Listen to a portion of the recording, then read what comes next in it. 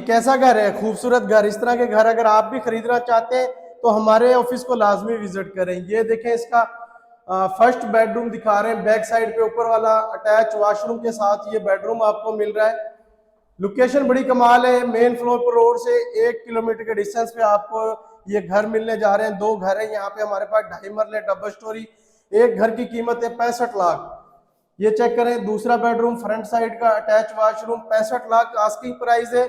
मजीद token पे इंशाल्लाह इसमें कमी होगी। इसके विजिट पे टोकन रखने पे इसमें जो भी कमी होगी आपके साथ पूरा कंप्रोमाइज करवा के देंगे इंशाल्लाह।